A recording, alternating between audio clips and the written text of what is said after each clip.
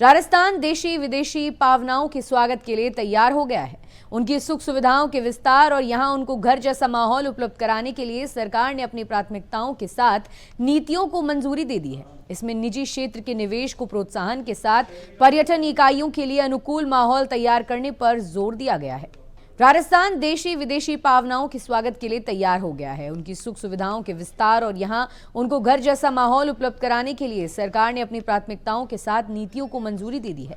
इस नीति में पर्यटन के आधारभूत संरचना के विकास, प्रमुख पर्यटन स्थलों की कनेक्टिविटी, सुधार, स्वच्छता और सुरक्षा, डिजिटल सुविधाओं का विस्तार, ब्रांडिंग और मार्केटिंग को मजबूत करने और कौशल विकास को बढ़ावा देने पर जोर दिया गया है। नई नीति में धार्मिक पर्यटन मार्गों का विकास, वन और धार्मिक क्षेत्रों के आसपास पर्यटन हब की स्थापना, शौर्य circuit, bird watching circuit, production mapping और light sound show, prepaid taxi booth, E vehicle tour, Rajasthan travel card, home stay और पेइंग गेस्ट सुविधाओं को बढ़ावा देने जैसे व्यापक प्रावधान किए गए हैं। नई पर्यटन नीति में चयनित जिलों में विशेष पर्यटन क्षेत्र का विकास होगा। पर्यटन परियोजनाओं की अनुमति के लिए सिंगल वेब पोर्टल बनाया जाएगा। पीपीपी के तहत पर्यटन प्रोजेक्ट्स का विकास होगा। नई नीति में स्किलिंग सेंटर्स की स्थापना, पर्यटन छात्रों के लिए स्कॉलरशिप, सांस्कृतिक विरासत और स्थानीय क्राफ्ट को बढ़ावा देने के लिए क्राफ्ट म्यूजियम, नए पर्यटन पोर्टल, मोबाइल ऐप और डिजिटल संग्रहालयों का विकास, एयर कनेक्टिविटी के लिए वायबिलिटी गैप फंडिंग, प्रमुख मेलों और उत्सवों का बड़े पैमाने पर आयोजन, arrow tourism, adventure tourism, culinary tourism, बड़े मनोरंजन प्रोजेक्ट्स और वेलनेस टूरिज्म के उन्नयन जैसे महत्वपूर्ण उपाय शामिल हैं। ये हमारी सरकार ने लगातार इस पर्यटन के क्षेत्र में काम कर रही है।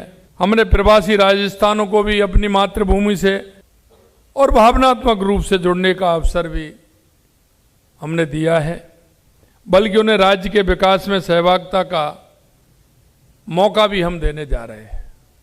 राजस्थान के अंदर पर्यटन की दृष्टि से आप देखेंगे, एक तरफ रेगिस्तान देखेंगे, दूसरी तरफ झीलें भी देखेंगे, तीसरी तरफ यहां के अभ्यारण्य भी देखेंगे। चाहे हमारा रणथंभौर हो, चाहे हमारा सरिस्का हो, रामगढ़ विजधारी हो, एक तरफ आप हमारा बर्ड सेंचुरी की अगर देखोगे तो केवलादेव नेशनल पार्क हो या ताल छापर हो, आप देख सकते हैं। देश के यशस्वी प्रधानमंत्री नरेंद्र मोदी जी कहते हैं विकास और विरासत दोनों साथ साथ होने चाहिए।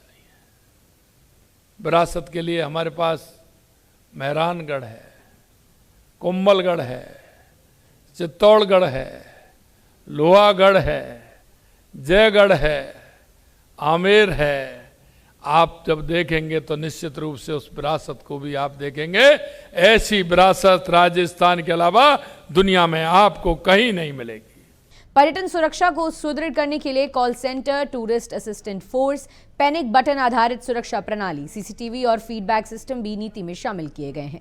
दुनिया भर के पर्यटकों की पसंदीदा जगहों में राजस्थान सबसे ऊपर होता है। विदेशी सैलानियों में हर तीसरा पर्यटक यहां से होकर गुजरता है।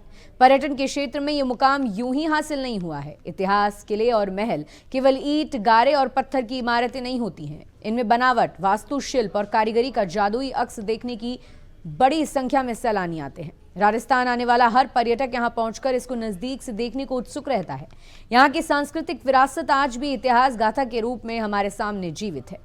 मुख्यमंत्री भजनलाल शर्मा ने राजस्थान में पर्यटन के विकास के लिए सकारात्मक सोच, प्रशासनिक कौशल और निर्णय लेने की अद्भुत क्षमता से सफलता की राह पर चलते हुए राजस्थान को इस क्षेत्र में जिस मुकाम तक पहुंचाने के लिए एक नई दिशा और दशा प्रदान की है, वो निश्चित ही उनके कुशल नेतृत्व और हौसले की उड़ान से ही संभव है।